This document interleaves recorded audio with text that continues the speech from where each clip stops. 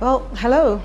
Not much time left now for us to ensure that you understand and you know how you can be better informed as to how you can help and how you can make a choice. And that choice would be to encourage yourself and the people you know and love to adapt a healthy lifestyle. And of course, if you feel symptoms, if you see symptoms, don't procrastinate. So Dr. Merle is back. So what would you heard everything, Doctor. What would you say, can you maybe fill in some of the gaps, some of the things that, because I know that you have been with them for a very long time. Right.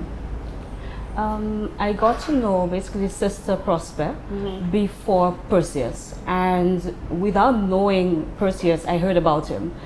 Sister gets very, very emotional when she starts talking about her 8-year-old, and I think we can all imagine your 8-year-old having to be in ICU with tubes and being poked and prodded. So she really does get very emotional when she talks about it, and that is the time when he was diagnosed with diabetes. So he really has been living with diabetes for quite a long time, and as I said at the beginning, diabetes is the main cause of kidney disease. Now, diabetes doesn't necessarily have to lead to kidney disease. Usually it's with inadequate control, but bottom line is the longer you live with diabetes, the higher the odds. And that in part is why we're getting more cases of kidney disease now, because we're living longer as a general rule. So you're finding, particularly with type 2 diabetes, more patients living longer, and we're getting more cases now. But with Sister and Perseus, it really is a very, very touching story. They're obviously very close, I think, as we all were able to observe. And she's very supportive. I mean, sometimes I'm leaving the hospital at 6 o'clock and Sister's just sitting in her vehicle, just waiting for Perseus to finish his dialysis.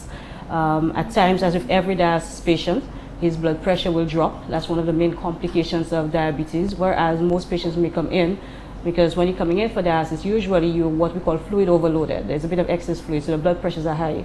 But at the end of the dialysis session, because what we've essentially done, not only remove some of those toxins, but some of the excess fluid as well, so blood pressures tend to drop, and patients can feel very unwell after that. Your aim with dialysis is to ensure that the patient is going home feeling well, but there are times that they will be feeling weak and feeling unwell, but Sister is always there, and she calls. She doesn't go overboard, as she said. She's a very understanding person, but she calls. Yeah. She calls enough. Doc is vomiting today. That you don't get it from all relatives. The support isn't there, but in their case, it certainly is undeniable. Definitely is undeniable. That love, that family support, the ties, really, really very strong. It's really quite touching. That's great. That's great. And you're smiling as you... Perseus is special as well. I mean, there are very few patients who are as compliant as he is, and who would do their best to try to, like you said, he lives his life. Bert is a DJ, and like, Bert, what were you doing up at 3 a.m. and his music? Leave alone. It's that kind of thing. So he really does live his life. He doesn't let the fact that, okay, I'm on dialysis and I have kidney disease and it's a debilitating disease. He doesn't necessarily let that get in the way of living his life, and really is what we're trying to encourage with Perseus, as with some of the other young patients that we have, because we do have an 18-year-old, and 19 and 21.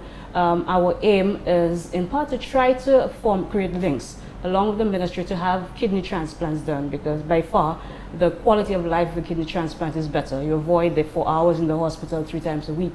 So we would like to do that. And in part with Kidney Week this year, that's what one of the issues we'd like to raise.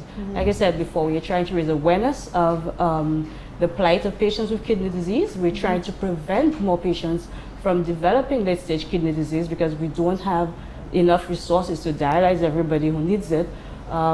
So we are trying to raise that awareness. So we're having several activities, but the main event this year is going to be a celebrity sports day on Sunday, March 15th. It really is going to be a fun family day, an opportunity to see all your celebrities. Unfortunately, you won't be here, but all your celebrities, your parliamentarians, members of the St. Lucia Medical and Dental Association, the Bar Association, your TV and radio personalities, just see them in a different light, participating in fun sports, All of us just having fun for a cause. It's being organized by the Renal Association and will be held at the Bosiju Indoor Facility from 10 a.m. So we really are encouraging everybody to come out and participate and support the cause. Okay.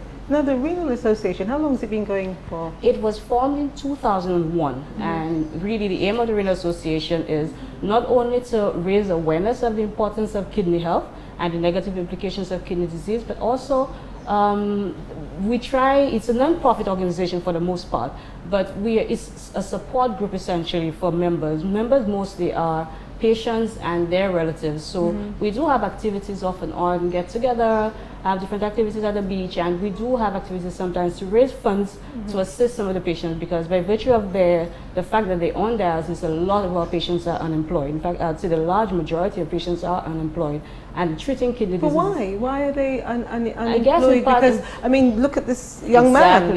Exactly. I don't understand that. Exactly. Is it people's perception? I think that has to do with it. Quite apart from the fact that we have a high unemployment rate in the general population, Yes. there is a perception, 3 times a week, 4 hours, and that kind of thing. And I think there is hesitation on the part of employers to employ patients with kidney disease, and a lack of understanding on the part of certain people, and that I think has resulted in that. But the fact that they're unemployed, a lot of the medication is extremely expensive, very, very expensive.